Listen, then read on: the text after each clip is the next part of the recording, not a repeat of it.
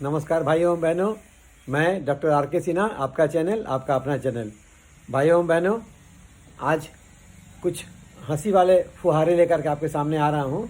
कल मैं कौन बनेगा करोड़पति देख रहा था, उसमें एक छोटा बच्चा था जिसने 1 करोड़ रुपए के बराबर पॉइंट जीता था।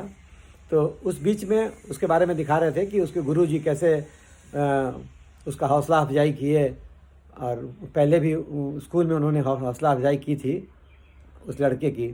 तो मुझे अपना बचपन याद आया, जहाँ मैं पढ़ता था वहाँ गुरुजी लोग, उस समय के ज़माने में बहुत कम गुरुजी लोग होते थे जो हौसला अफजाई करते थे लोग।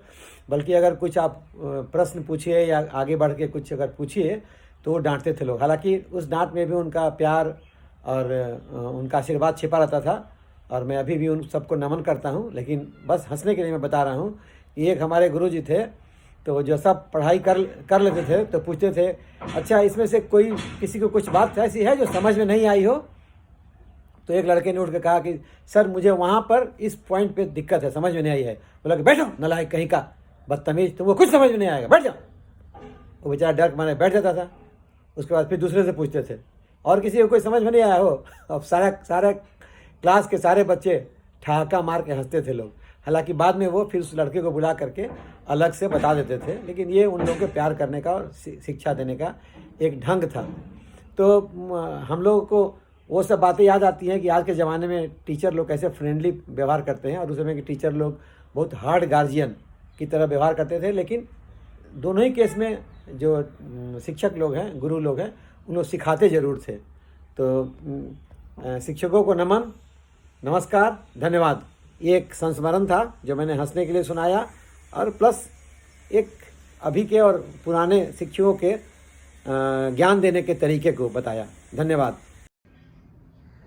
इसी तरह का एक और उदाहरण मुझे याद आ रहा है कि जब कोई मुझे एग्जैक्ट नाम नहीं याद आ रहा है, कोई महापुरुष थे भारत के ही, और अंग्रेज़ों के पास जब वो गए थे तो अंग्रेज़ों ने पूछा उनसे, उनको नीचा दिखाने के लिए कि हु आर यू।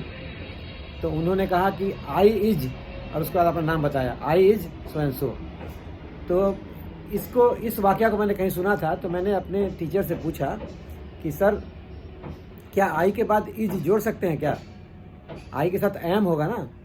तो उन्होंने फिर मुझे डांटा कि अरे तुम इतने मूर्ख हो, तुम्हारे घर के लोग इतने पढ़े लिखे हैं, तुम डॉक्टर के लड़के हो, और तुम्हारे भाई बहन सब लोग टॉपर हैं, तब भी तुम ये वाहियात क्वेश्चन क्यों पूछ रहे हो?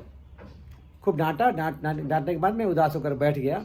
जब क्लास ख़त्म हुआ तो उन्होंने अपने पास बुलाया मुझे और मुझे बताया कि अगर आई के साथ इज लगाना होता है जब अपने को इम्फेसाइज करना होता है।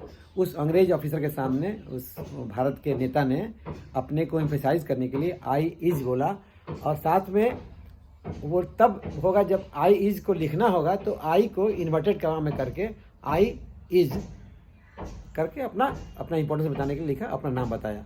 तो इस तरह से उन्होंने मुझे बताया बात। पर बस वही बात है कि पहले के लोग बहुत आसानी से और फ्रेंडली नहीं बताते थे लोग, थोड़ा डांट के बताते थे लोग। तो सबका स्वागत है, और उन लोगों को नमन, नमस्ते, थैंक